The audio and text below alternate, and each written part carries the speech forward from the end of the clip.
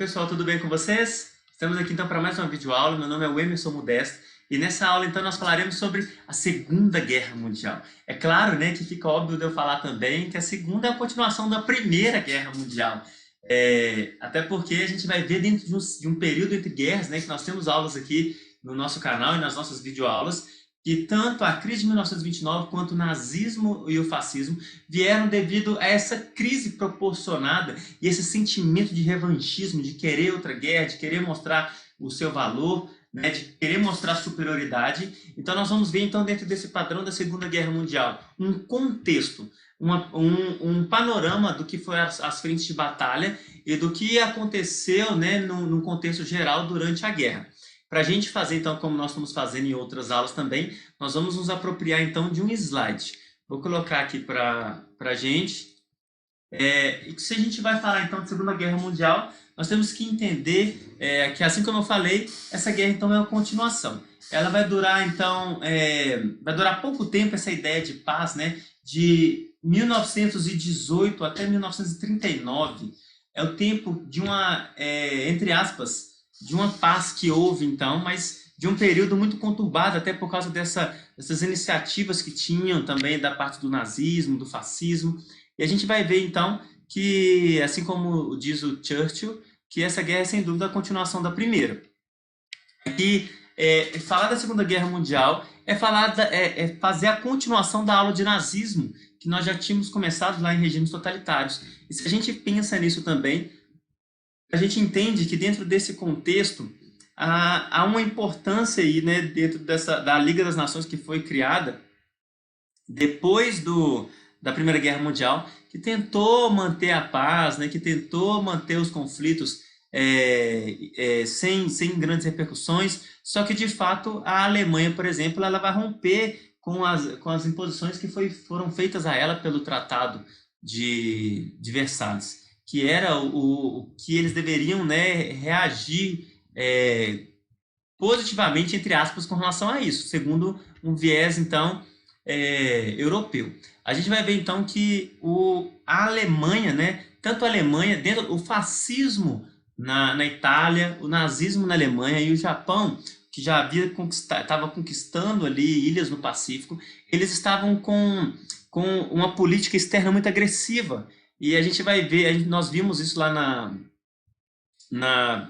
durante os regimes totalitários, que um ensaio para a Segunda Guerra Mundial foi a Guerra Civil Espanhola, em que o Hitler enviou bombardeiros, bombardeou uma cidade na Espanha chamada de Guernica, em que nós temos aqui a representação do quadro de Guernica também, mas que já era um ensaio, até porque o Hitler queria dominar, reconquistar e dominar o território além daquilo que era predeterminado para ele.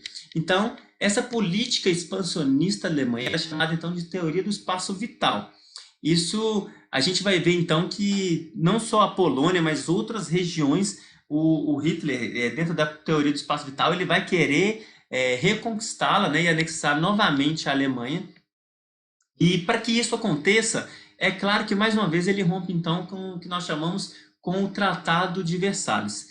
E ele vai então começar a ocupar essas regiões gradativamente. E a gente vai ver que havia acordos entre eles, né? Havia pactos entre eles em que não era prudente esse avanço e que não se referia a algo de um comportamento ideal, no caso que se esperava, por exemplo, do nazismo. Não que a gente vai menosprezar o termo ideal, mas a ideia é que dentro desses acordos, né, havia um acordo que era feito entre a Alemanha e a Rússia, por exemplo, que esse acordo era chamado de Pacto de Não Agressão. Esse Pacto de Não Agressão era um acordo feito então entre o Hitler e o Stalin para que ninguém ocupasse a terra de ninguém, tipo assim, ninguém invadisse o território um do outro, cada um deixasse então o território um do outro livre, até porque a expansão nazista, né, ela colocava em xeque todos os territórios na sua proximidade. Havia um acordo também que entre a Alemanha e a Itália, que era chamado Pacto de Aço. Esse Pacto de Aço, então, era um pacto que eles tinham, né, entre os governos para que eles se armassem, para que eles tivessem uma assistência mútua entre eles. E havia também outro acordo, que vai ser uma das formações até da questão do eixo, que é um acordo Roma-Berlim-Tóquio, né, era essa ligação que eles tinham também, não só para questões financeiras, mas questões militares, entre outras coisas. E a gente vai ver que dentro desse cenário todo, né, a Alemanha, vai acontecer então essa corrida armamentista, vai acontecer essa falsa paz armada durante esse período em que a Alemanha está invadindo. É claro que os países, né, a França e a Inglaterra, eles tentaram fazer o possível para que a Alemanha não continuasse invadindo. É como se você pensasse assim: a Alemanha invadiu mais um território. Não, Alemanha, calma um pouquinho, que eu acho que não é por aí. Fica com esse território aí, mas não invade mais ninguém, não. E o Hitler ele não parava, né? Ele continuava invadindo, conquistando os territórios, até que ele invade a Polônia, no dia 1º de setembro de 1939. Ao contrário, então, da Primeira Guerra Mundial, que o estopim é a morte do Francisco Ferdinando, a gente vai ver que, então, que o estopim da Segunda Guerra Mundial é a invasão da Polônia com os alemães. Quando eles invadiram, aí tanto a França quanto a Inglaterra perceberam que não tinha saída. Eles tinham que novamente entrar na guerra, mesmo ainda passando por crises, mesmo ainda com dificuldades, reconstruindo cidades e reconstruindo a moral também, né, do povo, dentro de tantas mortes que já haviam ocorrido. A gente vai ver, então, que havia uma política, era chamada de Blitzkrieg. Essa política era para a Alemanha invadir a Polônia, né, e proclamar a guerra. Era, então, uma iniciativa rápida de ocupação, de tomada de Paris, de toda a França, para que em no máximo aí um ano a guerra tivesse terminado e a Alemanha tivesse se consolidado então como uma das maiores nações da Europa. A gente vai ver então que nessa iniciativa que eles vão ter, né, de invadir, de conquistar, como eu falei com vocês, ela é chamada então de Guerra Relâmpago, a Blitzkrieg. Essa Blitzkrieg então vão ser rápidas investidas de tanques, da aviação, que vai estar assim extremamente ativa durante a Segunda Guerra Mundial, e os alemães então vão conseguir, né, conquistar a França, vão conseguir expandir seu território ali até a França. E a ideia então era que assim que eles alcançassem a França, eles pudessem, através da Operação Leão Marinho, chegar até a Inglaterra e ocupar a Inglaterra e a sua capital, Londres. Mas a gente viu que isso fracassou. Quando ele tenta então ocupar a Inglaterra, isso fracassa, até porque a Inglaterra ela se preparou, né, sua marinha e tudo, e o que a gente via que os alemães mais faziam com a Inglaterra nesse período eram os bombardeiros. Os bombardeios eram o que mais afetava a Inglaterra nesse momento, até porque na parte marinha a Inglaterra conseguia ali se manter firme dentro do seu território.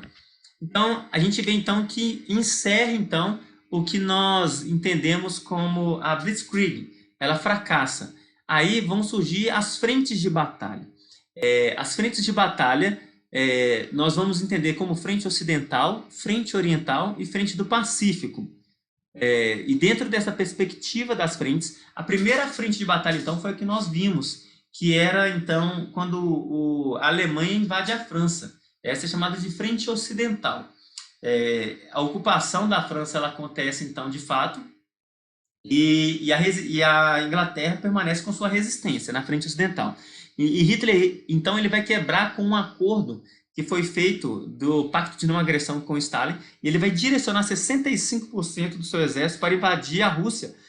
Mas havia esse Pacto de Não Agressão, mas ele quebra o pacto e ele vai forçar, então, a Rússia a declarar guerra. Essa operação era chamada de Operação Barbarossa.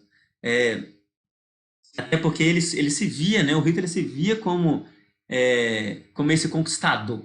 E isso, então, vai ser a frente oriental. Repetindo, a frente ocidental, Alemanha e França. A frente oriental é a Alemanha e a Rússia. Então, a Alemanha e a Rússia, então, eles vão entrar nesse conflito, até porque isso vai obrigar a Rússia a entrar. Não é uma questão de aliança no sentido de amigos, mas é um famoso ditado, né? O inimigo do meu inimigo é meu amigo, né? Eu acredito que deve ser mais ou menos por isso. E a questão é a seguinte: a Alemanha ela se posicionou tanto contra a França e a Inglaterra contra a Rússia. Então eles entram na mesma frente contra a Alemanha. Isso vai ser, vocês entenderem isso é que faz a gente entender também a Guerra Fria, que vai vir posterior a ela. E ele vai ter invasão da Ucrânia pelas tropas alemãs, e eles vão invadir ali de uma forma muito consistente. A ideia que se tem da invasão então da Alemanha para a Rússia é que uma tática que também foi utilizada contra Napoleão Bonaparte, que é a política da terra arrasada, é utilizada contra eles aqui também. E nós vamos ver que o desfecho disso não foi bom para os alemães. Enfim, a gente vai ver então que numa segunda parte da guerra, onde a guerra vai realmente se tornar mundial em 1941, é quando o Japão vai atacar uma base militar norte-americana chamada de Pearl Harbor. Tem um filme que vai representar isso e vai forçar a entrada dos Estados Unidos no conflito. Lembrando que os Estados Unidos também entrou na Primeira Guerra Mundial em 1917, mas antes disso ele já vendia armas, né, principalmente para a Tríplice Entente. Mas nesse momento aqui, o Japão, como já estava conquistando terras ali, ilhas no Pacífico, ele vai atacar uma base americana, que é a base de Pearl Harbor. E os Estados Unidos então entra efetivamente na guerra, onde vai se tornar então a que nós chamamos de Frente do Pacífico, entre Japão e os Estados Unidos. Aí a gente entende então essa formação desses blocos.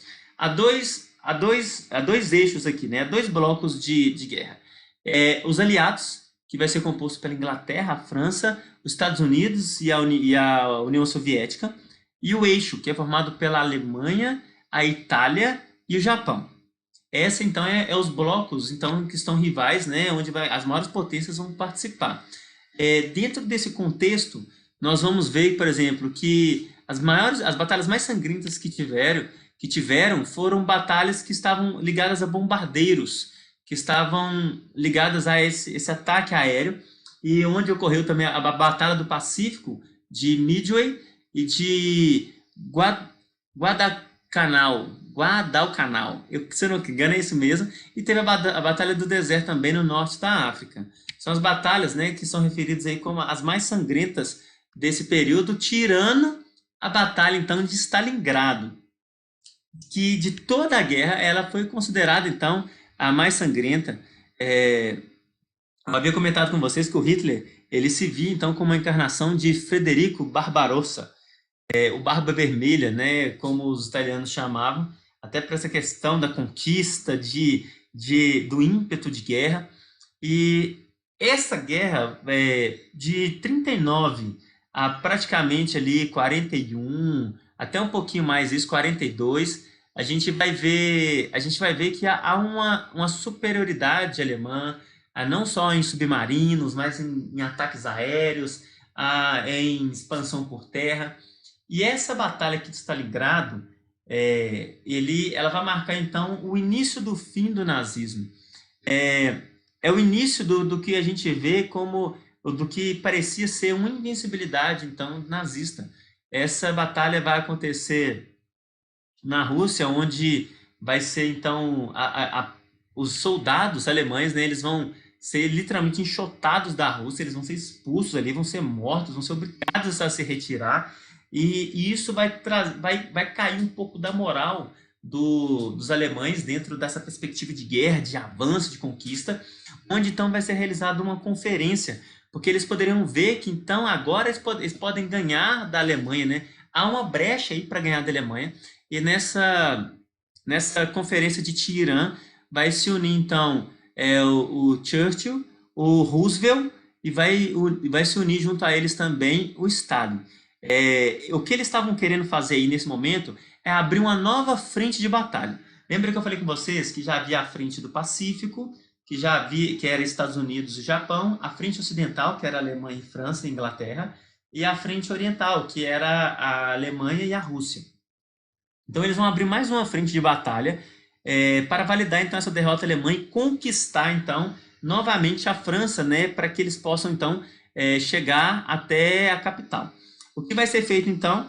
Eles vão escolher um lugar de desembarque, eles vão escolher um lugar na França onde eles vão poder desembarcar os soldados, onde eles vão poder chegar com suas tropas, e essa batalha também ela marca o dia dele, marca essa vitória dos países, dos aliados, principalmente ali a França, a Inglaterra e os Estados Unidos dentro dessa derrota da Alemanha nesse período. O que nós vemos é que dentro de tantas técnicas, né, como tanques anfíbios, como cartas, como pombos, como bombardeiros, eles planejaram algo, mas no dia não saiu de acordo com aquilo que eles queriam. Então, o que nós vamos ver, né, na praia de Omaha é que milhares e milhares de soldados irão morrer ali naquela praia, isso em poucas horas. A gente vai ver então que com o passar do tempo, né, a bravura, esse sentimento de querer mesmo ir, de avançar, então, é ele que vai trazer então a vitória para os aliados. E é considerado então a maior operação de guerra de todos os tempos, né? Vai provocar então esse início da libertação da Europa Ocidental, onde os aliados conseguem então a brecha para conseguir e invadir. Aqui nesse primeiro mapinha vai estar representando então onde eles desembarcaram, né, qual era o propósito deles e como eles conseguiram quebrar essa barreira ali da praia que até então, né, o Hitler havia colocado, e eles então vão conseguir invadir isso aí, vão começar então a conquistar a Europa. Comentei com vocês, né, que o mau tempo prejudicou, afundou os tanques anfíbios, bombardeiros não funcionaram, mas mesmo assim eles conseguem avançar, eles conseguem alcançar o que eles queriam, e a gente vai ver então que nessa mesma lógica os Estados Unidos, né, o Brasil também participa da Segunda Guerra Mundial. A FEB vai estar indo para lá, vai enviar navios, vai enviar soldados, vai enviar medicamentos, médicos, e eles começam então uma investida também pela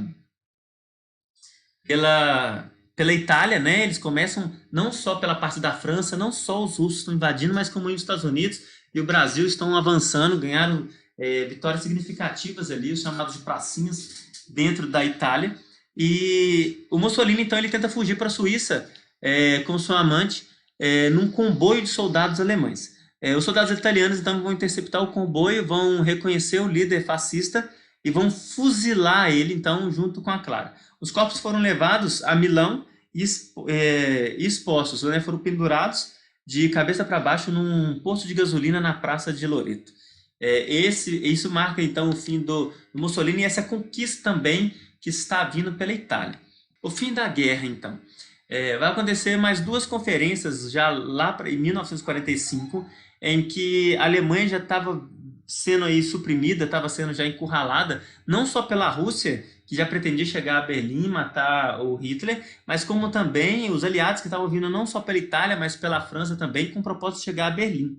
Daí nós vemos o significado do Muro de Berlim para a Guerra Fria, porque não só a Rússia, mas a França, a Inglaterra e os Estados Unidos também estavam vindo com o propósito de chegar a Berlim. E, de fato, cada um falou que chegou primeiro, né? E nós entendemos historicamente que provavelmente a Rússia deve ter chegado primeiro. Mas nós vamos ver que essas duas conferências, então, que vão acontecer, elas vão acontecer para dividir a Alemanha em 4 partes de ocupação, né? E isso vai ser incluído, né, na partilha nos territórios que a Alemanha, então, havia reconquistado e na redistribuição desses territórios e também na reorganização da Europa.